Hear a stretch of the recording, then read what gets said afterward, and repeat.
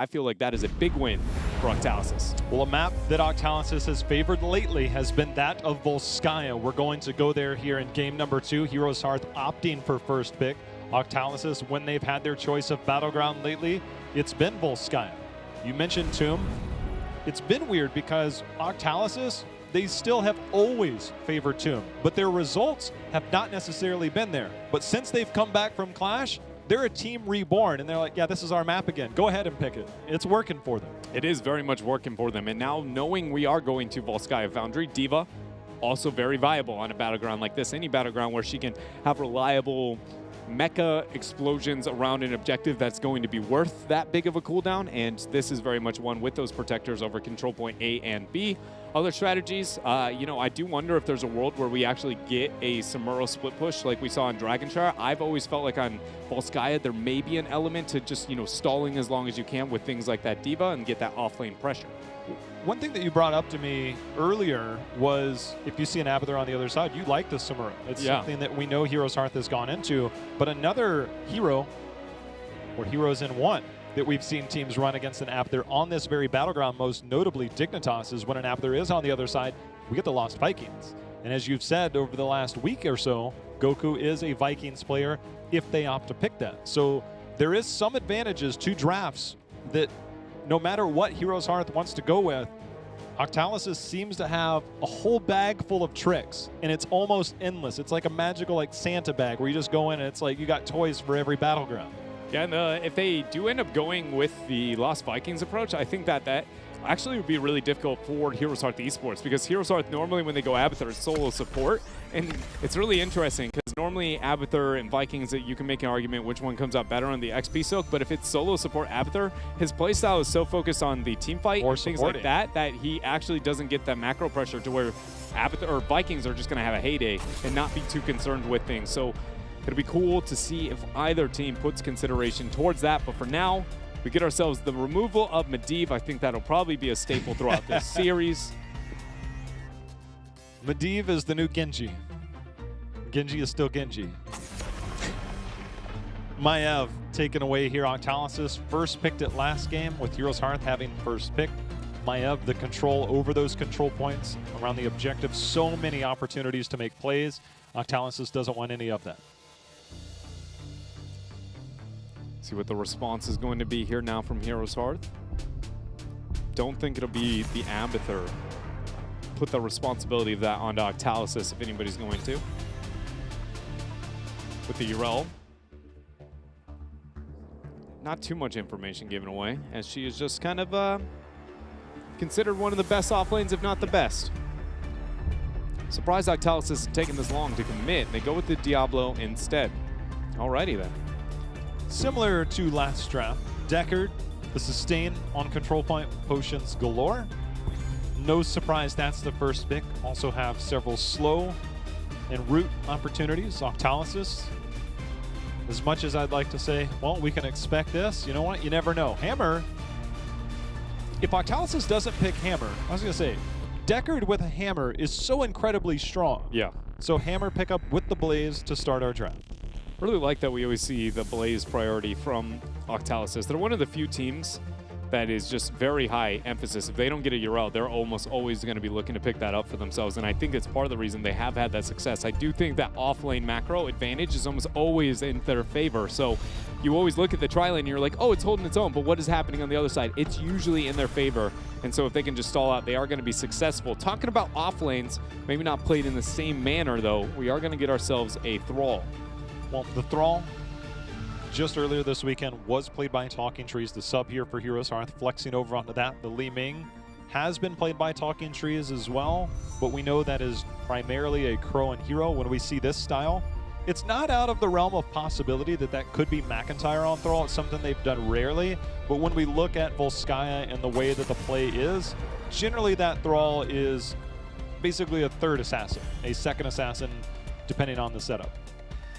Ben and Johanna is even going to further limit that offlane wave clear advantage in favor of Octalysis, not having the Johanna to be able to get that side soak. Murden, not too shabby of a warrior if he ends up being the selection later for HeroesHearth, but Again, doesn't have that macro pressure, and that matters a lot here for the higher end of North America. Yeah, I'm pretty concerned with the draft, actually, for HeroesHearth. Even though we haven't gotten that much committed by Octalysis, to see that high Li Ming again, don't get me wrong, I think Li Ming's good into Sergeant Hammer, but I think we are really overreacting to how often we see this as a response. Tassadar Stukov. What do you think that last pick is? I don't know. I'm going with it. I actually don't think, I think that's going to be a solo, it's going to be a solo Blaze. And that's got to be a Tracer on the back end. Maybe not a Tracer. Something more consistent DPS. When Blaze was first released, teams did try to run him as a solo tank. Or at least a main tank, I should say. Zeratul into a Tassadar, we know the reveal is there, and Garrosh, who has at times struggled engaging into a Sergeant Hammer. It's risky to pick that squishy of a backliner now and not a primary warrior in this type of situation, knowing that Zeratul got picked up with the Li Ming setup. I want counter momentum to the initiation. Tyrio's the first thing that comes to mind, but doesn't feel like it has the punch necessary. And I can't think of any others, like a fall stab, but that's still so scary. It's got to be something unique. It's got to be a warrior. Yeah, goes with a Stuk, or excuse me, the Anubarak. Also has the counter momentum I was looking for with the opportunity to go with the Cocoon. If you get tossed, you can burrow charge up. Mm-hmm. That's one thing that Anubarak does. When it was full-on Garrosh meta, it was Johanna seemed to be the first counter, and everybody's like, man, this is still not fun. Garrosh was just tossing everybody. We've seen that fall off. We've seen the counter. Sergeant Hammer came in as basically the Garrosh neutralizer. We saw slows come in from Decker, Jaina, Phoenix. Absently, no Phoenix or Raynor so far. Anubarak, the initiation part, I don't think it's more of an initiation. It's just, as you said, control the area. Impale, burrow charge out if you get tossed in. But it is a very different approach for Octalysis here. This is a far more disciplined, patient approach with that Sergeant Hammer. It is. And there's a lot more responsibility to the Hammer to be a bigger problem than it was in the last game, based on the fact that it's the double support, if you will, with the Tassadar and the Stukov pickup, and then also double warrior with the offlane Blaze and the primary warrior that they ended up selecting. So it puts them in a position with that Anubarak to have that Hammer be a very big problem. And normally when you have Tassadar, you go, well, my backliner that I'm going to enable is that big problem. But Hammer, the only way she can really do that is through sieging over structures. And on Volskaya, what does that look like? It's going to be cool to see how this unfolds. There's not a significant deficit in terms of wave clear Thrall once he finishes Echo, which is generally fairly early in. Zeratul post level 4 has better clear. But can they stop the siege of a Sergeant Hammer? And can they have enough in one lane and fall back to another? Will be an interesting part. I mentioned the Stukov yesterday with the ranged auto with the slow. This would have been one of those situations with the Garrosh on the other side. Isn't enough. But we have the poke here going into the weighted pustule build, stacking that up. Even more interesting considering it's not a battleground where you get value out of that poking capabilities being increased, like things like, you know, maybe Curse Hollow compared to that. Just from an analysis perspective, right? When does it become valuable? When is it enough of a value? I find that cool to see that and differ between teams in North America. There's one benefit. I've been playing some Stukov lately, not at this level, don't get me wrong, I don't play much support. But it does help. Once you've completed it, you get all 30 stacks. You no longer have the mana issue, casting that out. Yeah. If Sustain is the name of the game, his level 4 with one good spread has been nerfed enough to where you do feel the impact of Stukov in the long sustained team fight, so it is more difficult in the mana department. To be able to figure out how to control in those fights. Right now, controlling the battleground, though. Teams looking to pick up their turret camp, almost dead even when it comes to the rotations towards that. One thing to keep in mind is that we do see Thrall's response towards the bottom lane positioning for HeroesHearth, whereas Octalysis, in fact, has their Blaze in that bottom lane. I think that's going to be a bigger advantage for Octalysis if the support camp becomes pressured, which is about to be after the turret camp, standard Volskaya Foundry. But Thrall is going to get out-macroed by the Blaze and the lane pressure he provides. So, interesting choice to see HeroesHearth commit the Tassadar on top, or excuse me, the Zeratul on top compared to the Thrall. And I think it's going to be a problem here. This will be an interesting fight. Garrosh does very well to control points, tosses people off, but you can't toss if you're silenced, which is where the lurking arm could come in for Stukov.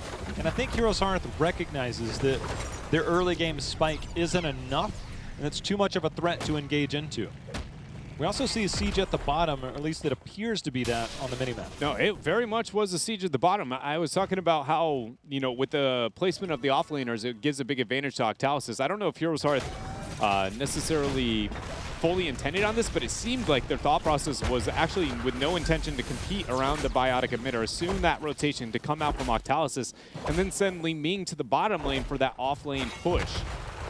Now, don't get me wrong, I think it definitely helped HeroesHearth Esports out here, but it is one of those moments that, unless it somehow translates to that bottom well before control point B, I don't know if that is going to be worth the healing and supporting capabilities Octalysis did end up picking up over that support camp.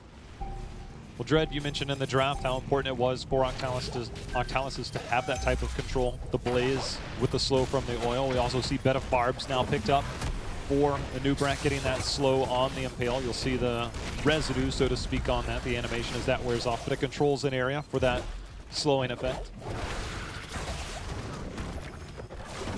9% and counting here for Octalysis over the control point A as they take a huge chunk of damage there from Crowan over the wall with that Triumvirate Orb. Prismat falling extremely low here.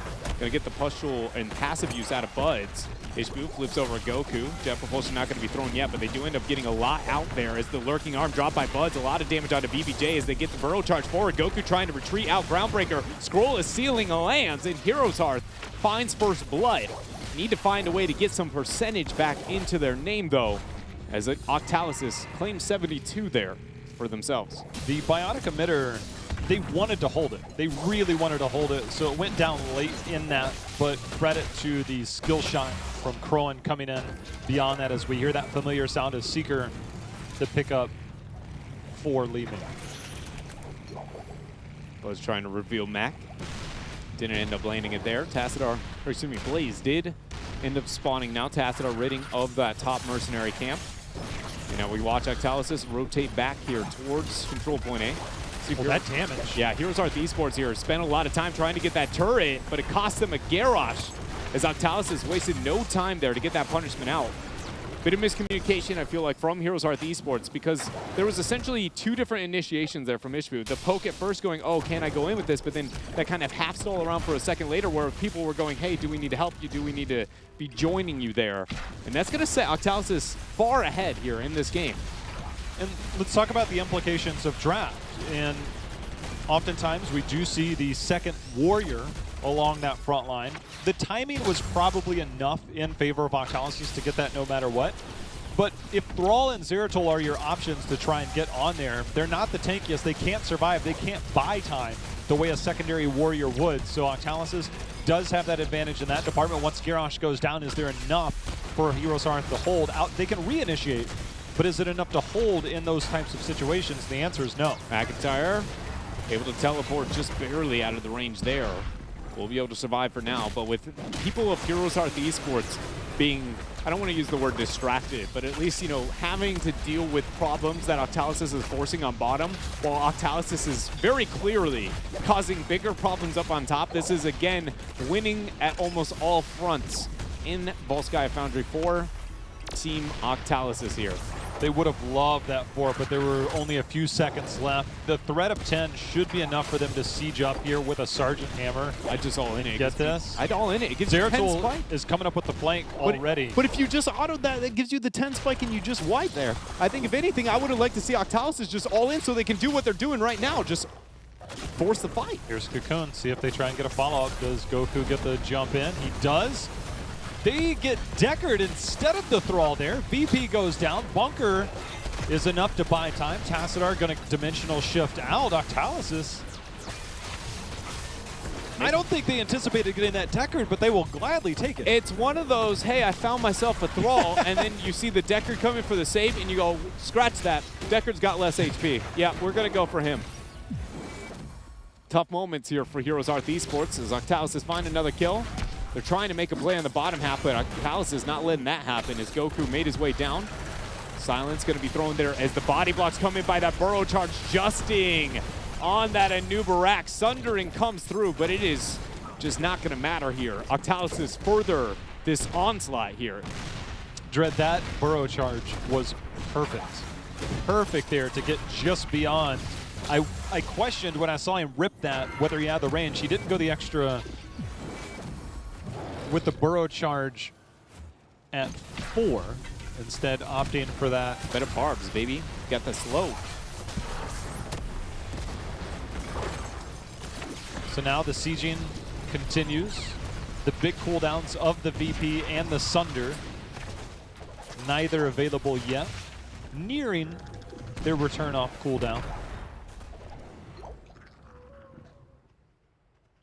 See what Heroes are, excuse me, Octalysis is able to make happen here in this downtime between control point A and control point B. Now that HeroesHearth is back to full power. HeroesHearth looking towards control point B will be able to reliably get a fight 13 into 13 over that control point. It's maybe not going to be at the time frame they would like, because they are going to lose some percentage, possibly for free, based on Octalysis should be able to round it before. But beyond that, there is a silver lining. If that next fight does struggle for HeroesHearth, I can't help but feel like that may be too much here, as we now see 25 seconds away. This is a similar approach with that camp as we see Stukov finally capturing that for Octalysis. It's a similar approach to what we see on Infernal Shrines, is you wait to capture that as the Shrine. Blaze. See, should be able to get out. Sunder's a... yeah, what you were just saying was exactly what I was trying to just say. Is I think they have to Sunder for this if they want any opportunity to get the kill.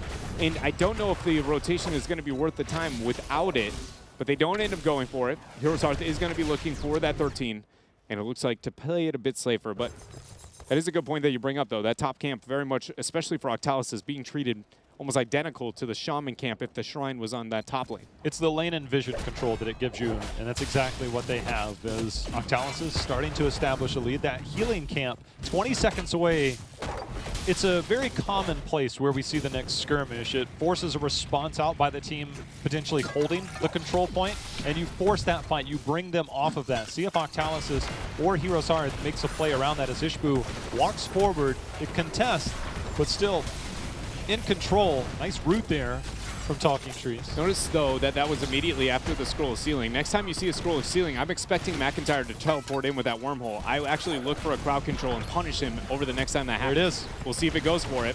Route there. McIntyre not in range to teleport for that one.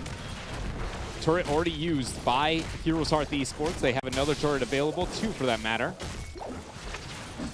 Biotic emitter and turret available for Octalysis as they look to move up. Trying to get that vision using that Oracle to get the vision from Tassadar. Prismat takes some more poke there. There's going to be the Cocoon. It disintegrate instantly. The follow-up charge in there by Goku. Doesn't net a kill just yet, but the health bar is very low on the side of HeroesHearth. Yeah, the Void Prison used, and Octalysis is winning significantly when it comes to HP. Having a Void down, can't but feel like that is a major setback there, as it's going to be 85 more seconds. McIntyre trying to find a kill on Degraded. Dimensional Shift used. There comes the Sundering out from Talking Trees, but look at that Burrow Charge response. Focus now onto Goku, but he is just fine for now. Jepro posting out with the flailing swipe, but trying to get focus onto Ishbu. Crossfire out, but Ishbu survives there thanks to that massive amount of armor, but it comes at the cost here of another protector.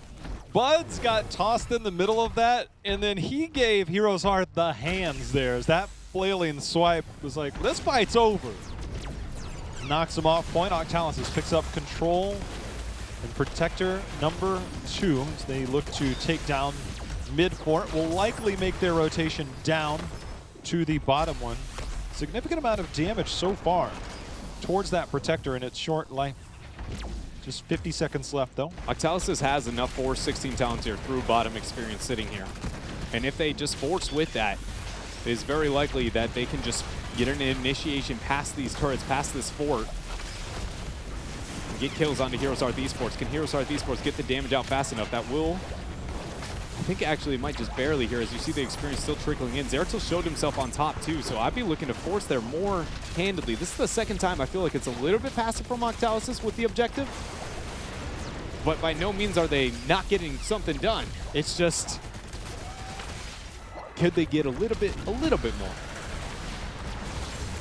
They're going to get one keep tower. Zeratul still showing, so that allows them to be aggressive. 16 tier advantage. See how much they do siege up here. As the Protector now expired. But as long as Zeratul still shows and they're soaking 16, Octalysis will look to siege up on this. There's no real threat yet.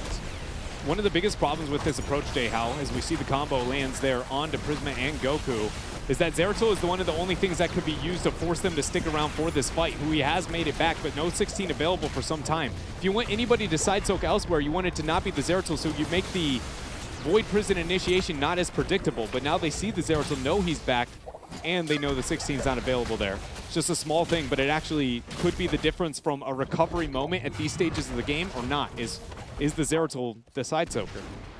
With that 16 tier advantage, Octalysis will look to take a turret here from HeroesHearth, and HeroesHearth unwilling to fight into it. The 16 talent tier advantage, not only did Sergeant Hammer come in as the Garrosh counter Dreadnought, but the Giant Killer version for Sergeant Hammer at 16, doing 1.5% of the hero's health. That's when you know it is very difficult to engage onto a Sergeant Hammer as a Garrosh. And like one small adjustment we've gotten throughout this game too that we get once in a while is suppressive fire at 13 from Goku. Into the Glass Cannon Li Ming, we've seen a lot of teams pick that up, but how many have just said, well, what if I remove your spell of power immediately after 4 seconds every time he throws that out? I'm gonna say that's a winning trade there for Goku. Justing split from the rest of the team here. Oh, he dodged it. He dodged the cocoon. He dodged the cocoon, did Crowan, so that tool is no longer available. There's the VP on the backside. They gotta get the kill. It's alone on the front. That's gonna be the kill. They're looking for more. McIntyre with 16 is gonna start ripping these heroes apart. There's gonna be the bunker. That will help get another kill there. McIntyre trying to survive. But they're low. HeroesHearth clutch this out. 3 members down. McIntyre somehow stays alive. It's a 4-for-1 trade. And Goku, the last man standing for Octalysis. Draded had a lot of clutch plays there on that Tassadar at the very end to maybe set up 4 more kills. But wasn't enough to keep the team up. And great job by HeroesHearth Esports getting the dodge, as you said, Crowan teleporting away from the cocoon, and then Zeratul in range to be able to force that void. Now HeroesHearth able to paint the battleground their color here, blue for the first time. Pick up the bottom fort. It's going to be helping set up Control Point C a little bit better here. But when it's all said and done, it's almost just setting things back to even. That blink, though. The distance between Crowan and Justin on that Anubarak Li Ming. Woo! Optimal circumstances for sure. Crowan pretty much set up that fight, and the minute that wasn't available, that VP on the backside isolation on Anubarak, that doesn't happen without that blink dodge. As you said, though, even overall in terms of experience, the bot lane only slightly in favor of Octalysis from that early damage, but win conditions for both teams with a decisive team fight and a protector from here on out. HeroesHearth may have a silver lining after Control Point C if we exist beyond that point, just purely on the XP on reserve and the race to 20 through mid and top. But other than that, dead even here. Goku goes for the jet propulsion. That's indomitable use by Ishbu. As you see McIntyre sharking around from above. Crowan falling pretty low there. No force armor at level 1 from him. Very susceptible. Who also is susceptible is the Anubarak, who just got squashed.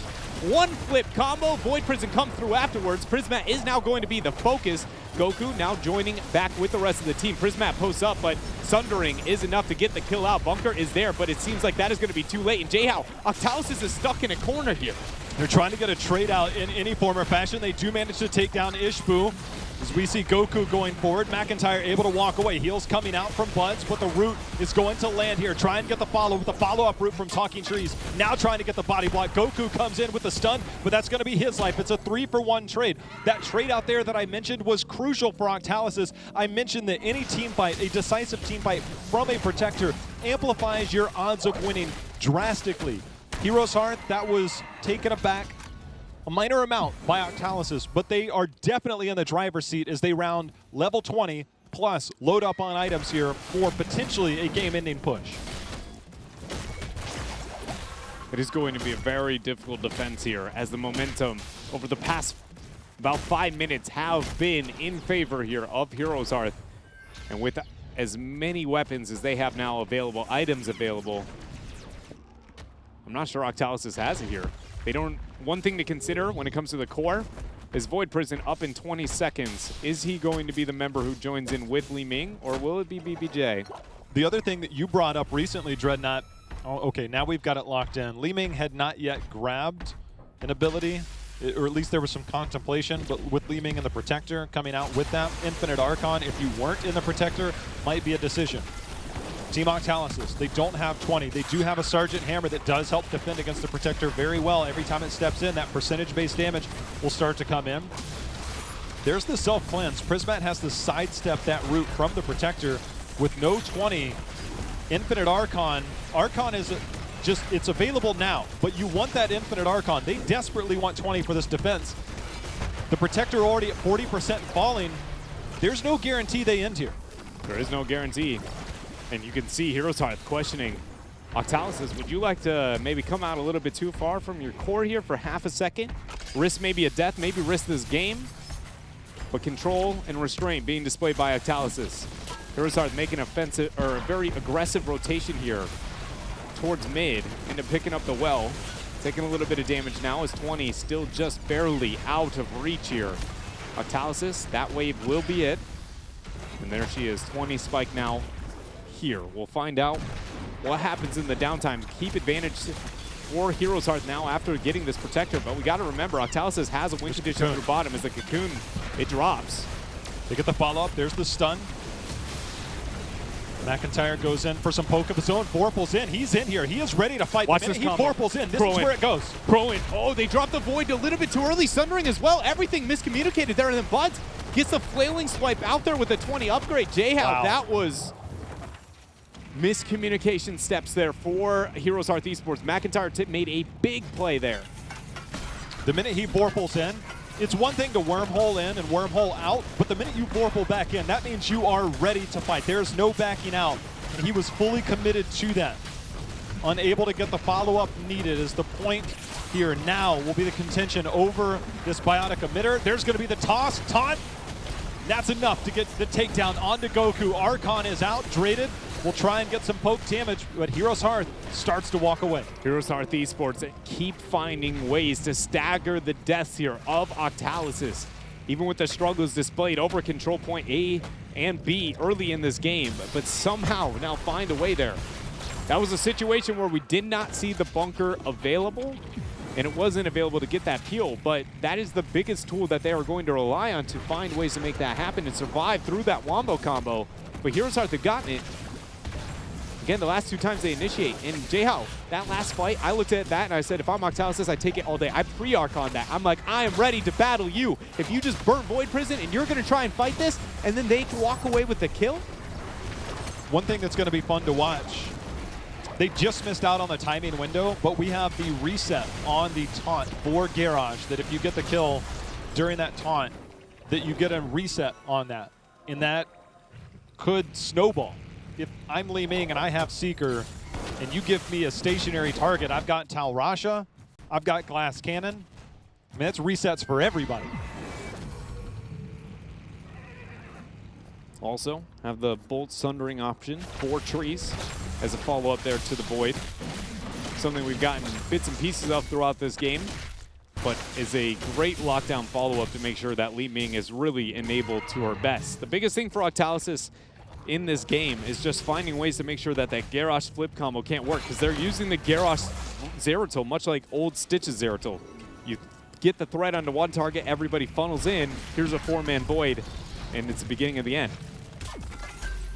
The bottom lane will be dealt with by Sergeant Hammer and Tassadar on the side of Octalysis. The only keep down. The timing of the camp for HeroesHearth at that top left will inevitably push out. This late in the game, this is one of those camps that sieges up that over time actually becomes very scary. It's different. It's the early game power is not there. The late game power is very much there. Talking Trees already in the flank position, ready to initiate at any moment. Bull Sunder is going to be a big problem here. Void goes down, Sunder goes down, it's stacked actually. Tornado also used, flailing swipe there. Bud's in a bad position. Decker Kane is stuck into the cocoon. Talking Trees on an island. The Bud's lockdown route gets the silence there, but it comes at the cost of his own life here. 1-to-1. Prismat takes a lot of damage by Crowan, trying to find a reset. Ishbu lands a groundbreaker, but Prismat's damage there. Look at Max, goes over the wall, gets the combo, gets the damage, and Crowan gets the reset. It's been the Crowan show. There's no doubt about it. Crowan has been landing skill shot after skill shot. That sound has rang throughout this entire game. There was a great initiation, great kill onto Thrall, but Bud's compromised his positioning, ended up being another casualty there. 50% and counting. Team Octalysis will not have their members up by the time this Protector is here. This might be a desperation fight for Octalysis to come in, at least stall it at best, but they might just be forced to take a fight. And that's why HeroesHearth already rotating back down. Justin finds Zeratul. McIntyre is able to teleport out. Jet Propulsion as the taunt was used. McIntyre now goes back for some damage. There's the Impale combo onto Crowan, who's pretty low on mana. He doesn't have a teleport for a few more seconds. BPJ is now going to be the focus as they're into overtime, but look at that groundbreaker by Ishbu. Three-man setup, and he's breaking more than the ground because right now he's breaking the backs of Octalysis. In the middle of that was two turrets that were just shelling away. It was a desperation fight. Octalysis had to take it, but we have ourselves a series here as HeroesHearth will take game number 2 behind this Protector. Indefensible at this point, to say the least. Especially with Void, man. Woo. Early game control started in favor of Octalysis, but at some point, HeroesHearth figured out how they could find a way to depend on that teamwork and synergy that really has made them, you know, the best in North America for some time here. And they had the tools and what it takes to take game number 2 on Volskaya Foundry, and more importantly, tie up this series 1-1. Everybody makes plays on a team, no matter what. That's the joy of Heroes of the Storm. It is a full team game, communication, synergies there. McIntyre made his plays, Trees at his moments to shine. But for me, Crowan was an absolute stud in that game. The blink onto that cocoon, I go back to that as my turning point of that game, because you just said Octalysis had control throughout the early and mid game, but that one fight allowed Li Ming to not be in the cocoon, who was also the cocoon buster, but to come back through, follow up on the rest of the plays, because McIntyre did have that insane 4-man void to isolate the Anubrak there. That was such a clutch play that turned that game around for HeroesHearth. I will say that I did say that, you know, at first I was like, I feel like the Li Ming may be an overreaction, but I am willing to say Crowan might be the outlier to that. Like, Crowan's one of the few who still has the Li Ming in almost every game. His impact's high enough where I'm like, you know, I don't dislike that as much here. So, you know, going forward, that game was definitely a solid reminder, and I think you're very much correct in the micro to be able to teleport outside of the cocoon was the breaking point where they forced that fight. I'm going to take a second look at that. I told him I just wanted to see it. It's a small play. It's an expected play. If you look at the top left of your screen, Dreadnought, this is where it takes place. With the Anubrak in that top left, Crowan is going to try and sniff him out because you'll see the magic missiles go out there to try and dismount. And it does. And right here, whoop, see ya. No more an option. And now that's where the plays happen. Max like, oh, baby, can I just please void? Please let me void. And once, I mean, at this point, this fight's over. Yeah. That's it. It only gets worse from there for Octalysis, but that play, the distance, right? There was a time where Cocoon was OP. I believe it was last year around this time they changed the speed at which it went out. Yeah. But you could still see those plays. They're always fun to watch when you get the cleanses, the dashes out, and Li Ming was able to blink out of that. There's a lot that happened. There's a lot of action that goes on, but to me, that was the turning point. It was fun to watch, and there's so much more action on the way. We're tied up 1-1 here. We're going to be back with more action. Don't go anywhere.